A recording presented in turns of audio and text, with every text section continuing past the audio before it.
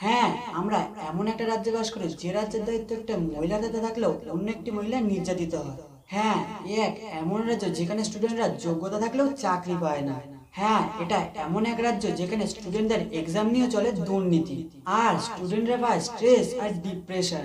হ্যাঁ, এটা এমন একটা রাজ্য যেখানে দুর্গাপূজার জন্য 85,000 টাকা করে পাওয়া যায়, কিন্তু কোনো দুর্গা নির্যাতিত হলে সে কোনো বিচার পায় না। হ্যাঁ, এটা এমন একটা রাজ্য যেখানে রেপিস্টকে বাঁচানোর জন্য প্রমাণ লোপাট করা হয়। আমি কোন ঘটনার কথা বলছি আশা করছি তোমাদেরকে আর আলাদা করে বলতে হবে না। হ্যাঁ, ঘটনাটা ঘটেছে 9ই আগস্ট রাজ্যের একটি বড় সরকারি হাসপাতাল আরজি করে। সেখানে একজন মহিলা ডক্টর টানা 36 ঘন্টা ডিউটির পর সেমিনার রুমে একটু রেস্ট নিতে গেছিল। তখন রাত 3টে থেকে 6টার মধ্যে কোনো এক সময় তার সঙ্গে নৃশংস অত্যাচার করা হয়। কোথাও দাঁতের কামড় বসানো, কামড়ে মাংস তুলে নেওয়া, আর কোথাও হচ্ছে সরাসরি প্রেসার দিয়ে শ্বাসরোধ করে খুন করা। কি কি হলে দু চোখ থেকে রক্তক্ষরণ হতে পারে, মুখ দিয়ে রক্তক্ষরণ হয়, যৌনাঙ্গ দিয়ে রক্তক্ষরণ। পরদিন সকালে সেই লেডি ডক্টরের ডেড বডি পাওয়া যায় সেই সেমিনার রুম থেকে, আর হসপিটাল কর্তৃক লেডি ডক্টরের বাড়িতে খবর যায় সেটি নাকি একটি সুইসাইড। रोते हुए मुझे वो लिपटती है और कहती है कि सब कुछ खत्म हो गया। मैंने कहा क्या हुआ? नहीं, मेरी लड़की ने सुसाइड कर दिया है, ये खबर आई है हॉस्पिटल से। তরুণ ডাক্তারকে ধর্ষণ করা হয়েছে, কি খুন করা হয়েছে সেটা পুলিশ বলবে, সেটা আমি বলতে পারবো না। শুধু এইটুকু বলছি, তার মৃত্যুটা স্বাভাবিক নয়, সেটা আমার মনে হয়েছে একজন ডাক্তার হিসাবে। তোমরা কখনো মানুষরূপী শয়তান দেখেছো? তাহলে এই ভিডিওটা দেখো। এমনকি হাতের আঙুলের নখ উপড়ে নেওয়া হয়, মাথা থেকে পা পর্যন্ত। আমরা সূত্র মোতাবেক জানতে পারি প্রায় 100-এরও ওপর নাকি শুধুমাত্র ডিপ কামড় যাকে বলে সেই দাঁতের কামড়ের চিহ্ন রয়েছে।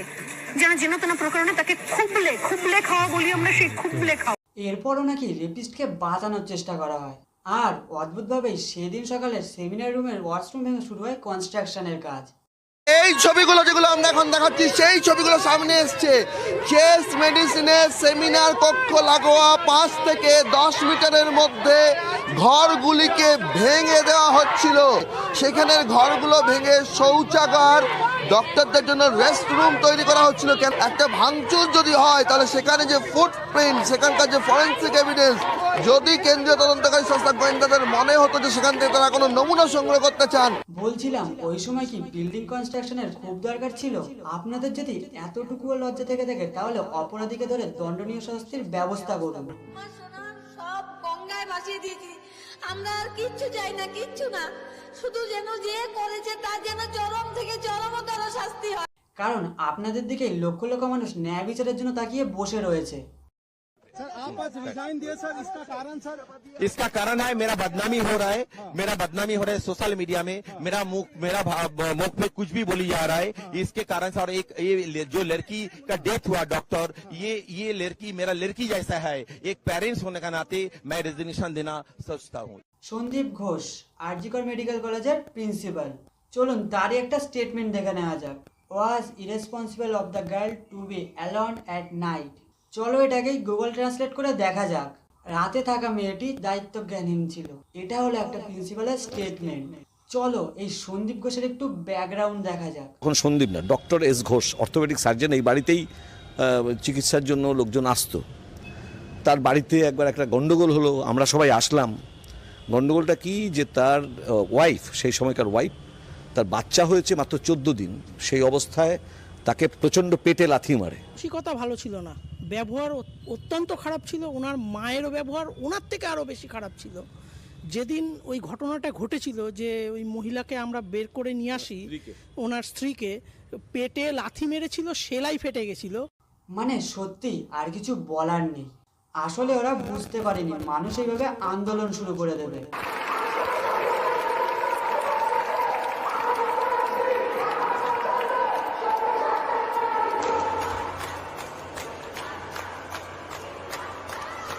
এরপর আসি 14ই আগস্ট, যেদিন আরজি কলেজের সামনে রাত দখলের শান্তিপূর্ণ আন্দোলন করা হচ্ছিল।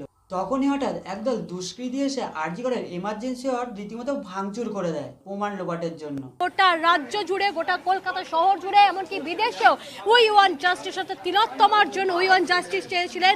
যে মুহূর্তে তারা এখানে শান্তিপূর্ণ বিক্ষোভ করছিলেন, তখন একদল দুষ্কৃতী আজকে এই এমার্জেন্সি বিল্ডিং এর একতলায় ঢুকে আমরা দেখতে পাচ্ছি যে এমার্জেন্সি বিল্ডিং এর সেই ছবি কিভাবে তছনছ চালানো হয়েছে, সেই ছবি আমরা আপনাদের দেখাচ্ছি।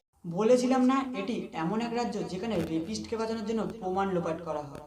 हम लोग यहाँ के रेसिडेंट्स डॉक्टर हैं। आप यहाँ का कंडीशन देख सकते हैं। हजारों के संख्या में ये मॉब आया है, हम लोग पे अटैक भी किया है और इनका मेन टारगेट है कि जो भी एविडेंस है उसको टेम्पर किया जाए। এখানে আমার একটাই প্রশ্ন, সেই সময় পুলিশ ফোর্স কোথায় ছিল? ভারতীয় আইন অনুযায়ী প্রতিটি জনগণের একটি শান্তিপূর্ণ আন্দোলন করার অধিকার আছে, আর সেই আন্দোলনে যাতে কোনো বাধা না আসে সেই জন্য পুলিশ প্রোটেকশন দেওয়ার দায়িত্ব সরকারের। কিন্তু সেদিন ওই ঘটনার সময় পুলিশ কোথায় ছিল? এবার একটাই কথা, আমাদের সকলকে এই আন্দোলনের শেষ দেখে ছাড়তে হবে।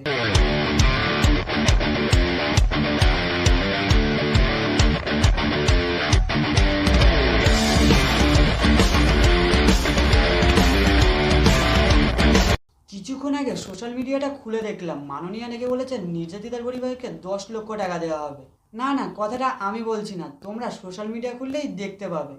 বলছিলাম এখন থেকে পশ্চিমবঙ্গে একজন নারীর মূল্য কি 10 লক্ষ টাকা ধার্য করা হলো?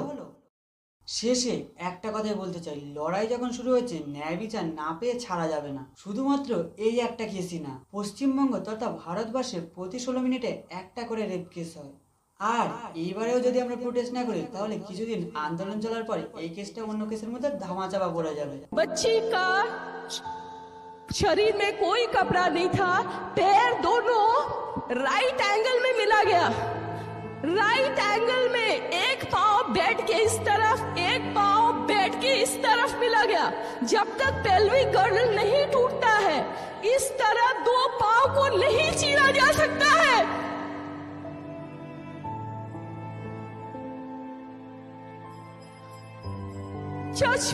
चश्मे को कूटा गया जिसकी वजह से आंखों से खून निकल गया।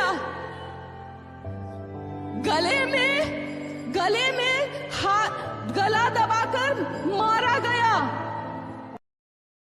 সবশেষে একটাই কথা বলতে চাই, মানুষের জন্যই কিন্তু সরকার, সরকারের জন্য কিন্তু মানুষ না। তাই মানুষ চাইলে সবকিছু করতে পারে। আর তোমরাও এই লড়াইটা নিয়ে অবশ্যই প্রোটেস্ট করো, কারণ এই লড়াই আর থামবার নয়।